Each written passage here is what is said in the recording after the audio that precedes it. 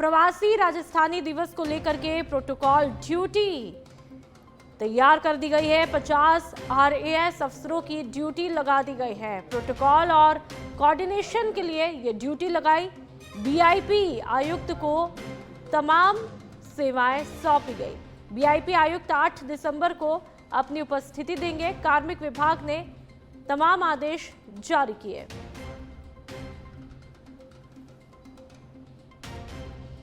तो 10 तारीख को प्रवासी राजस्थानी दिवस सेलिब्रेट किया जा रहा है और इसको लेकर के तमाम तरह की तैयारियां चरम पर है। कार्मिक विभाग ने भी पूरी तरह से कमर कस ली है।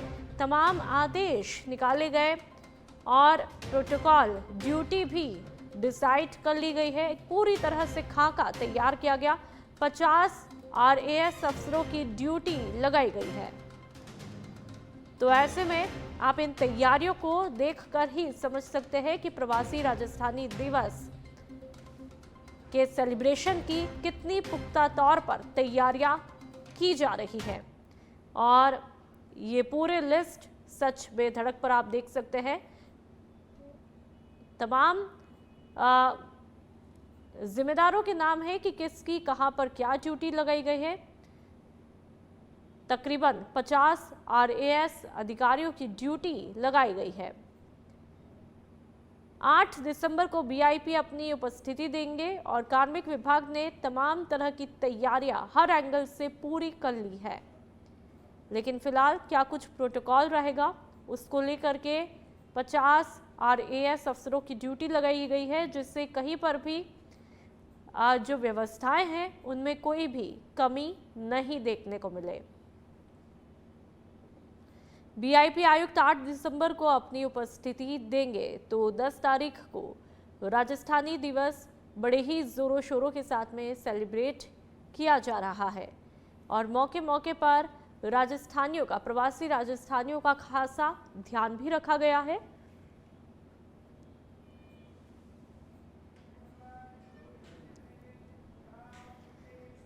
मुख्यमंत्री भजनलाल शर्मा ने सुबह जयपुर स्थित जवाहर सर्कल पार्क में मॉर्निंग वॉक की। इस दौरान उन्होंने पार्क में मौजूद लोगों से संवाद किया और फिट इंडिया फिट राजस्थान के संकल्प को आगे बढ़ाते हुए लोगों को स्वस्थ जीवन शैली अपनाने का संदेश भी दिया। मुख्यमंत्री ने जवाहर सर्कल स्थित मंदिर में दर्शन करके प्रदेश की खुशहाली की कामना की। मुख्यमंत्री भजनलाल शर्मा ने आमजन के साथ में जूस पीते हुए चर्चा भी की। इसके बाद में मुख्यमंत्री ने बाबा साहब डॉक्टर भीमराव अंबेडकर के महापरिनिर्वाण दिवस पर उनके चित्र पर पुष्पांजलि करके उन्हें नमन किया। तो बीजेपी के स्थानीय कार्यकर्ता जब मुख्यमंत्री भजनलाल शर्मा मॉर्निंग वॉक करते हैं, तमाम ये कार्यकर्ता उनके साथ में मौजूद रहते हैं, चर्चा करते हैं। जूस यहाँ पर मुख्यमंत्री पीते हैं और जूस के साथ में ये चर्चा होती है। जितने भी यहाँ पर बीजेपी के कार्यकर्ता हैं वो यहाँ पर मौजूद रहते हैं। जवाहर सर्कल पहुँचते हैं और देखिए कि किस तरह से आपस में चर्चा की जा रही है। जयपुर में सीएम भजनलाल शर्मा का कार्यकर्ताओं से सीधा संवाद है। कोटा, जयपुर और जोधपुर संभाग के कार्यकर्ताओं से संवाद होना है। कोटा संभाग की बैठक में मंडल अध्यक्ष से ऊपर स्तर के कार्यकर्ता शामिल रहे। संवाद कार्यक्रम में संगठनात्मक मुद्दों पर भी चर्चा हुई। बीजेपी प्रदेश अध्यक्ष मदन राठौड़ बैठक में मौजूद रहे। वित्त आयोग अध्यक्ष अरुण चतुर्वेदी और वरिष्ठ नेता भी राजेंद्र राठौड़ मौजूद रहे। पूर्व प्रदेश अध्यक्ष अशोक परनामी भी सीएम के साथ में बैठक में शामिल रहे। तो तस्वीरें आप देख सकते हैं। राजेंद्र राठौड़ साहब, सीपी जोशी साहब, ये तमाम दिग्गज यहाँ पर मौजूद रहते हैं। मुख्यमंत्री भजनलाल शर्मा, तमाम कार्यकर्ताओं से संवाद किया जाता है। मंडल अध्यक्ष से ऊपर जितने भी कार्यकर्ता होते हैं उनसे संवाद किया जाता है। तमाम बड़े बड़े दिग्गज मंच पर मौजूद है। शायद अरुण चतुर्वेदी जी भी यहाँ पर मौजूद है और देखिए तस्वीरें। मंडल अध्यक्ष से ऊपर तमाम कार्यकर्ता यहाँ पर आते हैं और एक एक करके सबसे चर्चा होती है। जयपुर में मुख्यमंत्री भजनलाल शर्मा की पहल से आयोजित होने वाली प्रवासी राजस्थानी दिवस की तैयारियां अब अंतिम चरण में पहुंच चुकी है। ये कार्यक्रम 10 दिसंबर को JACC सीतापुरा में आयोजित किया जाएगा और इसमें देश विदेश से प्रवासी राजस्थानियों और उद्योगपतियों की बड़ी संख्या हिस्सा लेगी। अब तक करीब 8,700 से ज्यादा लोगों ने पंजीकरण भी करवाया है। मुख्य सचिव वी श्रीनिवास और उद्योग और वाणिज्य विभाग के एसीएस शिखर अग्रवाल ने कार्यक्रम स्थल का निरीक्षण करके ग्रीनरी, सजावट, साफ सफाई और मुख्य समारोह हॉल की तैयारियों का जायजा भी लिया। आयोजन स्थल पर राजस्थान की संस्कृति और विरासत को दर्शाने के लिए प्रगति पथ तैयार किया गया है। मुख्यमंत्री ने इस ऐतिहासिक कार्यक्रम का उद्देश्य प्रवासी राजस्थानियों को अपनी जड़ों से जोड़ना और प्रदेश के विकास में उनकी सक्रिय भागीदारी सुनिश्चित करना बताया। इसके अलावा पर्यटन स्थलों और विरासत भवनों के भ्रमण के लिए नोडल अधिकारी भी नियुक्त किए गए। ये कार्यक्रम राजस्थान की उपलब्धियों और सांस्कृतिक धरोहर को दिखाने का महत्वपूर्ण अवसर भी साबित हुआ। और ज्यादा जानकारी के लिए पॉलिटिकल एडिटर लाल सिंह फौजदार हमारे साथ में फोन लाइन पर जुड़ चुके हैं। लाल सिंह, किस तरह का ये कार्यक्रम रहने वाला है, क्या कुछ तैयारियां? देखिए, बड़ा कार्यक्रम राजस्थान सरकार करने जा रही है, प्रवासी राजस्थानी दिवस। क्योंकि भजनलाल सरकार ने ये घोषणा की है कि 10 दिसंबर को हर साल राजस्थानी प्रवासी दिवस मनाया जाएगा, यानी 10 दिसंबर को राजस्थानी प्रवासी दिवस घोषित कर दिया गया है। इसी कड़ी में पहला बड़ा कार्यक्रम राजस्थान सरकार आयोजित करने जा रही है, जिसमें करीब 30 से अधिक राजकीय मेहमान शामिल होने वाले हैं, जिनको स्टेट गेस्ट का दर्जा दिया गया है।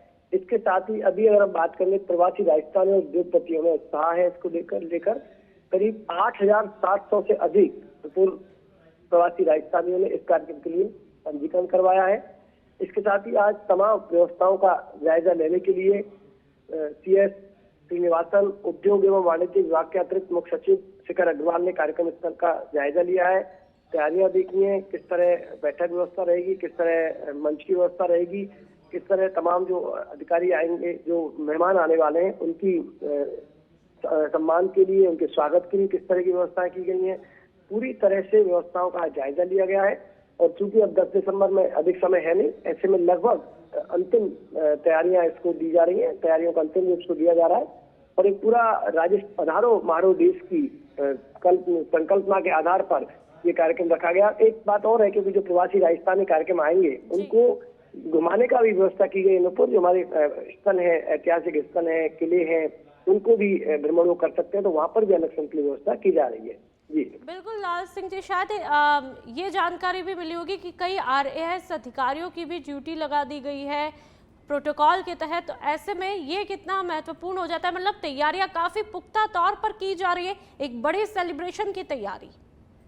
देखिए, तो इससे पहले भी आपने देखा हो, राइजिंग राजस्थान को लेकर भी जो तमाम विभाग थे, उनमें एक विभाग को लेकर एक नोडल अधिकारी लगाया गया था, एक आरएएस अधिकारी लगाया गया था, जो राइजिंग राजस्थान के ही कार्यों को देखेगा। यानी कि उनसे संबंधित जो भी उद्योग धंधे स्थापित करने हैं, उनके लिए एक आरएएस अधिकारी अलग से नियुक्त किया गया था।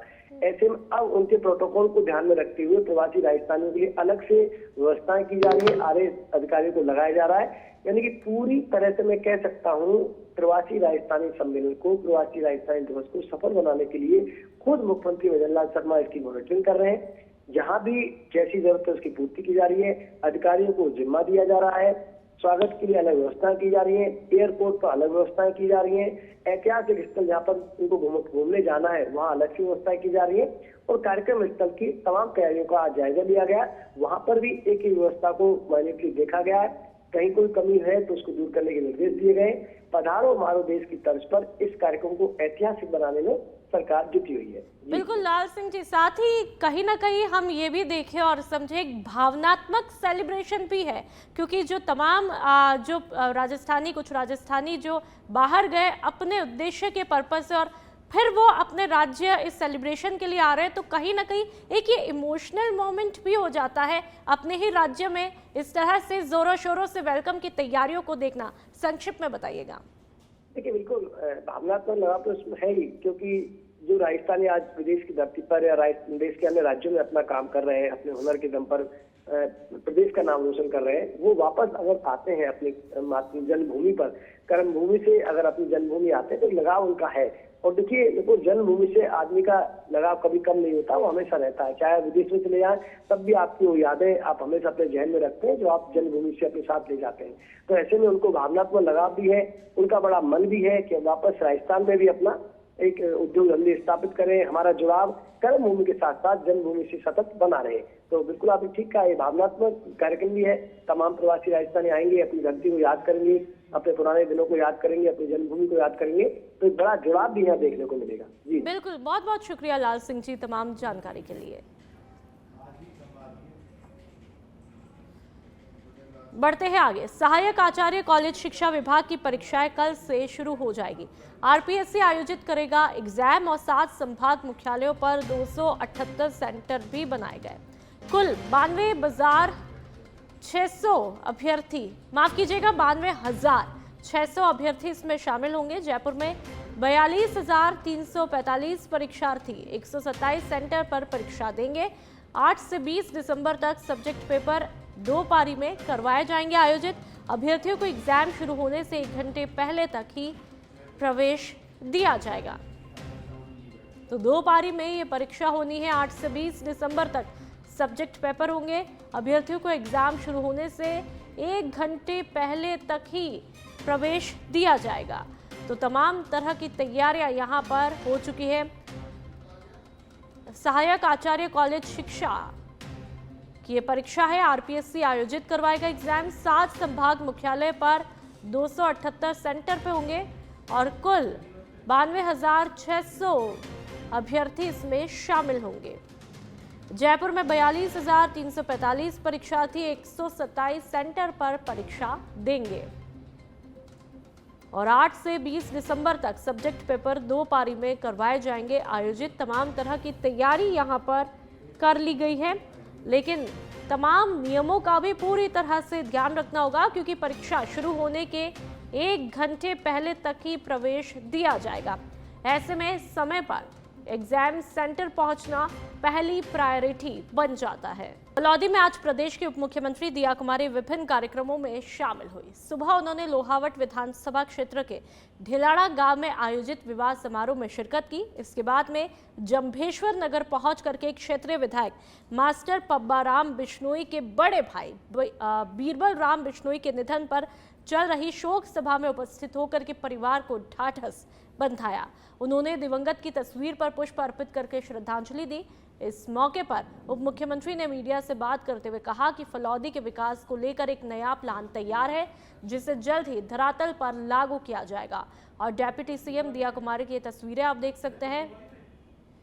बीरबल राम बिश्नोई की शोक सभा में वो शामिल होती है। उनके परिवारजनों को ढाढ़स बंधाते हुए वो दिखाई देती है। फलौदी आज वो पहुंचती है। इससे पहले ढिलाड़ा गांव भी एक विवाह समारोह का हिस्सा भी बनी थी। भारतीय जनता पार्टी तो मेरा परिवार है, परंतु सभी संगठनों से, सभी पार्टियों से मेरे जो सौहार्दपूर्ण संबंध है उसके चलते सभी स्नेह रखते हैं। वैचारिक रूप से भले ही हम एक दूसरे से भिन्न हों, परंतु मन भेद नहीं है और इसी के चलते सभी पार्टियों के लोग भी यहाँ पर आते हैं और हमें संबल देने का काम करते हैं। मैं उन सभी का बहुत बहुत धन्यवाद ज्ञापित करता हूँ कि इस दुख की घड़ी में आकर के हमें संबल प्रदान किया। आज शोक सभा में तो मैं आई हूँ और पूरे परिवार को संवेदना व्यक्त करती हूँ और गाँव वालों से भी मिली, कुछ यहाँ की जो विकास के कार्य हैं उनके बारे में भी चर्चा हुई। ज्ञापन भी आए हैं, तो बिल्कुल उस पर कार्रवाई हम लोग तो। जयपुर पुलिस कमिश्नर सचिन मित्तल के निर्देश पर चला ऑपरेशन धरपकड़ सुबह 5 बजे शुरू अभियान में स्नैचिंग के चालान शुदा अपराधियों के ठिकानों पर दबिश दी गई। पूरे शहर में 1074 जगहों पर कार्रवाई की जाती है। कुल 327 अपराधी गिरफ्तार किए गए। विशेष आयुक्त राहुल प्रकाश के सुपरविजन में पुलिस टीमों की संयुक्त कार्रवाई की जाती है। 43 संदिग्ध वाहन यहां पर जब्त किए जाते हैं और विशेष आयुक्त राहुल प्रकाश के सुपरविजन में ये पूरी कार्रवाई की जाती है।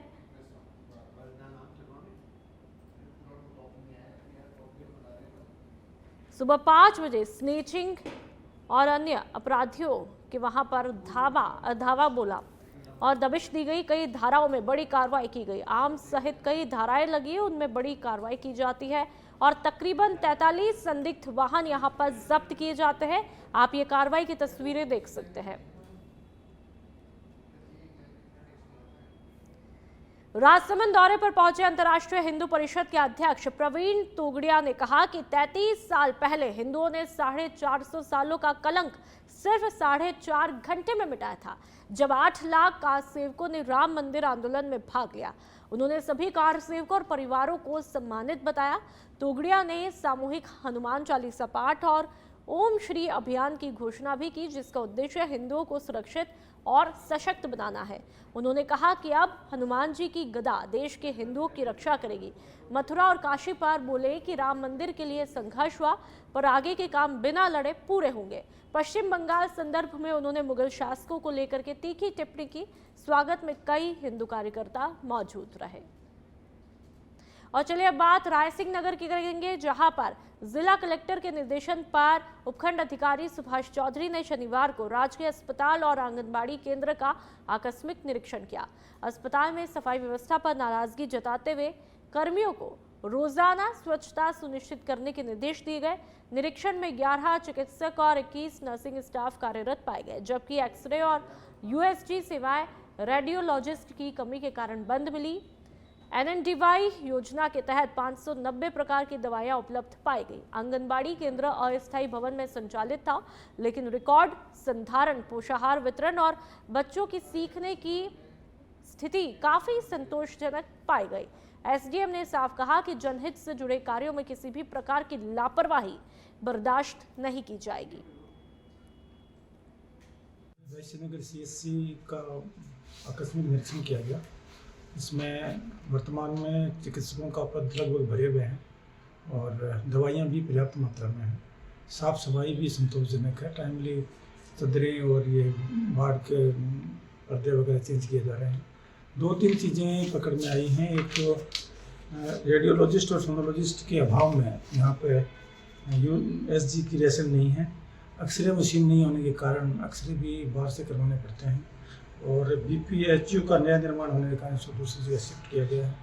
साथ ही चिकित्सक और नर्सिंग स्टाफ का जो क्वार्टर वगैरह बने हुए हैं उनमें मरम्मत की आवश्यकता है, क्योंकि ये कस्बे की CSC है और पेशेंट का वर्कलोड भी ज़्यादा रहता है, तो इसके लिए इसको मरम्मत करवाया जाना अति आवश्यक है।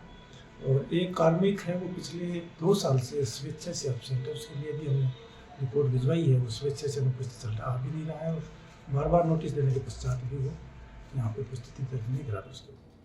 बांसवाड़ा के सुरपुर गांव में लैंड्स अध्यक्ष सूर्यवीर पर तानाशाही और खाद की कथित कालाबाजारी के आरोप लगे हैं। ग्रामीणों ने बताया कि मैनेजर सुरेंद्र सिंह की गैर मौजूदगी में अध्यक्ष ने ट्रैक्टरों में खाद भरवा ली, जबकि जरूरतमंद किसान सुबह से शाम तक लाइनों में खड़े रहे। महिला किसानों और युवाओं ने आरोप लगाया कि हर साल अध्यक्ष गुंडागर्दी के दम पर खाद का रेट बढ़ा करके कालाबाजारी करता है। मौके पर पहुंचे किसानों ने भी अधिक कीमत वसूलने और खाद बाहर बेचने की शिकायत दोहराई। ग्रामीणों ने प्रशासन से सख्त कार्रवाई की मांग की है और चेतावनी दी कि हालात नहीं सुधरे तो वे बड़े पैमाने पर विरोध करेंगे। केंद्र में इन दिनों खाद की कालाबाजारी और खाद की कमी से निजात पाने के लिए लगातार है वो जिला कलेक्टर को ज्ञापन दिए जा रहे हैं। लेकिन इस वक्त मैं सूरपुर ग्राम पंचायत केंद्र में खड़ा हूं। यहां पर खाद के नाम पर किस तरह कालाबाजारी हो रही है, क्योंकि एक कट्टे के 400 रुपए लिए जा रहे हैं। अगर कोई अनजाना आ गया तो उससे 500 भी ले जाते हैं, 600 भी ले जाते हैं और ये कहा जाता है पूछने पर कि मिनी किट देंगे, जबकि असल के अंदर में यहाँ पर ना मिनी किट दिया जाता है ना कुछ और। खाद के नाम पर 400 रुपए की वसूली है। कुछ लोग यहाँ पर है। आप कितनी दूरी है आपका यहाँ से? मेरा ये सामने मकान है सर। खाद मिला कि नहीं मिला? नहीं मिला है। क्या कहता है खाद लेने आते हो तो? खाद लेने आते हैं तो खाद अभी दे रहे, कल दे रहे, आज दे रहे, कल दे रहे, ऐसा करके वो निकल जाते हैं। कितने रुपए में खाद बेचते हैं यहाँ पे? ये बेचते हैं 400 में। 400 रुपए के। हाँ। और आपको खाद नहीं दी? नहीं दिए। और आप कह रहे हैं कि अभी ताला तोड़ कर ले गए? वो अध्यक्ष खुद आया था। क्या नाम है अध्यक्ष का? अध्यक्ष सूर्य सिंह जी। और ताला तोड़ के कितना खाद ले गया? वो करीबन 300 बोरी 300 बोरी निकाल के ले गया। कहाँ पे ले जा रहा है वो? कहाँ बेच रहा है? क्या मालूम है, सब ये इनके दोस्त आए थे, दुकान पे देते होंगे। हम भी मालूम नहीं किधर लेके गए। ये 3 टोली भर के लेके गए यहाँ से। देखिए यहाँ पर किसान किस तरह परेशान है। कुछ और लोग भी हैं। भाई साहब खाद मिला आप लोगों को? मेरे को खाद नहीं मिला है कि मैं भी 1 किलोमीटर से आया था, 3 दिन हो गए मैं भी लाइन में लगा था, लेकिन पहले बोल रहे थे आधार कार्ड पे हिसाब से देंगे यूँ, फिर ये बाद में अभी दे रहे थे डायरी के हिसाब से, फिर भी हमको नहीं दिया। और आज हमारा मौके के सामने 3 ट्रैक्टर भर के खाद लिया गया है और ज़बरदस्ती हमने वीडियो भी बनाया है उनका, लेकिन तो भी हमारे को खाद नहीं मिला है। बहुत किसान परेशान है। बाकी ये दुकानदारों को बेच रहे हैं, डायरेक्ट ले जाके हम लोग बेच रहे हैं। ये जो यहाँ के अधिकारी है वो लगे हुए, वो सब मिल करके काला बाजारी कर रहे हैं इधर। आपका क्या नाम है? बालेश्वर नाम है। बालेश्वर भाई, मिली आपको खाद? आप मेरा खाद नहीं मिला, आज 3 दिन हुआ मैं घूम रहा हूँ और कल भी आया था, तो कल नहीं परसों मिलेगा यूँ बोला है। फिर हम आए, फिर अभी हमारे सामने से लेके गए हैं, हमको दिया नहीं, ठीक है, फिर यूँ करके चले गए लेके। भेदभाव चल रहा है? भेदभाव चल रहा है। और मैंने बोला हमको एक बुरी खाद चाहिए, खाद नहीं दिया उन्होंने, और 550 रुपये लेते। देखिए यहाँ पर किसानों की किस प्रकार समस्या है। एक किसान तो यहाँ पर ये जो बहुउद्देश्य कमेटी है उसके सामने यहाँ पर घर है, इसके बावजूद भी उनको खाद नहीं दिया गया। कुछ लोग 1 किलोमीटर 2 किलोमीटर दूर से है। इनका आरोप है कि यहाँ पर जो अध्यक्ष है वह करीब 3 ट्रैक्टर यहाँ पर खाद ले गए हैं और वह खुद कालाबाजारी करते हैं, ऐसा आरोप इनका है। अब देखना यही है कि इस मामले के अंदर में बांसवाड़ा की जिला कलेक्टर इन दोषियों के खिलाफ कितना जल्दी एक्शन लेंगे ये तो समय बताएगा। लेकिन फिलहाल यहाँ पर बांसवाड़ा जिले के जो किसान हैं खाद की कमी से काफी जूझ रहे हैं। कैमरा पर्सन के साथ केंद्र में सच बेधड़क के लिए किशन सेन, बांसवाड़ा। बढ़ते हैं आगे। हनुमानगढ़ जिले के मसीनता वाली हैट पर 7 दिन पहले इंदिरा गांधी नहर में कूदे दंपति के मामले में आज पति शंभू सिंह का शव नहर से बरामद हुआ। दंपति पिछले शनिवार को चिकित्सक को दिखाने के लिए घर से निकले थे। उनकी नहर में मौजूद जूते, मोबाइल और अल्ट्रासाउंड रिपोर्ट मसीता वाली हैट किनारे मिले थे, जिसके बाद से दोनों की तलाश चल रही थी। आज शंभू सिंह का शव मिलने के बाद में तलवाड़ा पुलिस ने मृतक के चाचा राम सिंह की रिपोर्ट पर जांच शुरू कर दी है। पत्नी रजनी का शव अब भी नहर में लापता है और तलवाड़ा पुलिस उसकी तलाश कर रही है। दंपति के नहर में कूदने के कारणों का फिलहाल अभी खुलासा नहीं हो पाया है। नाम का सूर्यवाड़ा का वो अपनी ससुराल गया हुआ था, 4-5 RWD चक्के मसीना वाले। 30 तारीख को शायद ये तलवाड़ा खालड़ का वितरिका है उसमें गिर गया। तो उसके ससुर ने, बगीचा सिंह ने ये सूचना दी कि इस तरीके से दोनों, उनकी लड़की भी रजनी, तो दोनों नहर में गिर गए। उनकी डेड बॉडी काफी प्रयास के बाद आज शंभू सिंह की मिली है और रजनी की बाकी है। तलाश जारी है। इसका पोस्टमार्टम करवा के लाश हमारे साथ